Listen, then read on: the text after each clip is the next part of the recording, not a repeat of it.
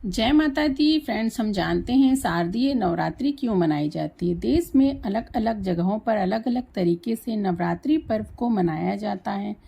नवरात्रि के पहले दिन घट स्थापना की जाती है। कुछ लोग पूरी रात गरबा और आरती करके नवरात्रि का पर्व मनाते हैं, तो वहीं कुछ लोग व्रत और उपवास रख के माँ दुर्गा और उनके 9 स्वरूपों की पूजा अर्चना करते हैं, माँ को याद करते हैं।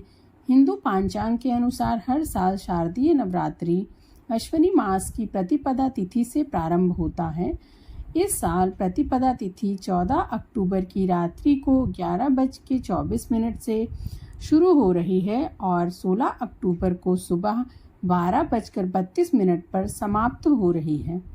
ऐसे में उदया तिथि में शारदीय नवरात्रि 15 अक्टूबर 2023 से प्रारंभ होगी और 24 अक्टूबर को विजयदशमी का त्योहार मनाया जाएगा।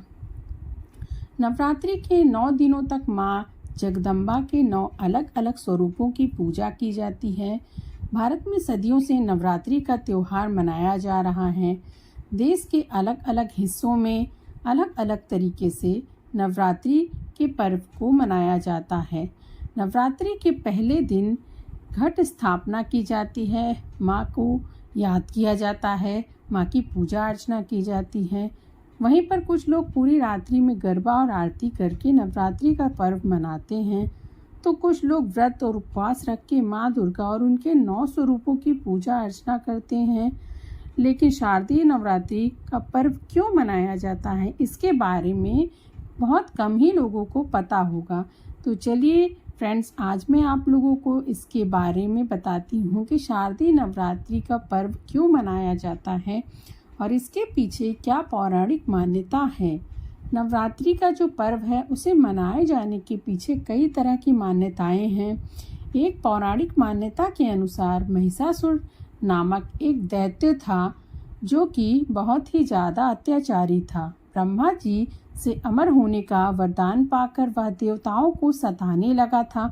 महिषासुर के अत्याचार से परेशान होकर सभी देवता शिव, विष्णु और ब्रह्मा जी के पास गए। इसके बाद तीनों देवताओं ने आदि शक्ति का आवाहन किया। भगवान शिव और विष्णु के क्रोध व अन्य देवताओं के मुख के तेज से एक तेज प्रकट हुआ जो कि एक नारी के रूप में बदल गया। अन्य देवताओं ने उन्हें अस्त्र शस्त्र प्रदान किए। इसके बाद देवताओं से शक्तियां पाकर के देवी दुर्गा ने महिषासुर को ललकारा। महिषासुर और देवी दुर्गा का युद्ध लंबे समय तक चलता रहा, जो 9 दिनों तक हुआ। फिर 10वें दिन माँ दुर्गा ने महिषासुर का वध कर डाला। मान्यता है कि इन 9 दिनों में देवताओं ने रोज देवी की पूजा आराधना करके उन्हें बल प्रदान किया। तब से ही नवरात्रि के पर्व की मान्यता मानी जाती है। नवरात्रि की एक कथा प्रभु श्री राम से भी जुड़ी है। कहा जाता है कि माता सीता को रावण के चंगुल से छुड़ाने और रावण पर विजय पाने के लिए श्री राम ने देवी दुर्गा का अनुष्ठान किया। ये अनुष्ठान लगातार 9 दिनों तक चलता रहा। अंतिम दिन देवी ने प्रकट होकर के श्री राम जी को विजयी होने का आशीर्वाद दे दिया। 10वें दिन श्री राम ने रावण का वध कर डाला। प्रभु श्री राम ने अश्विनी मास के शुक्ल पक्ष की प्रतिपदा तिथि से 9वीं तक देवी की साधना कर 10वें दिन रावण का वध कर दिया। तभी से हर साल नवरात्रि का पर्व बहुत ही हर्षोल्लास के साथ मनाया जाता है।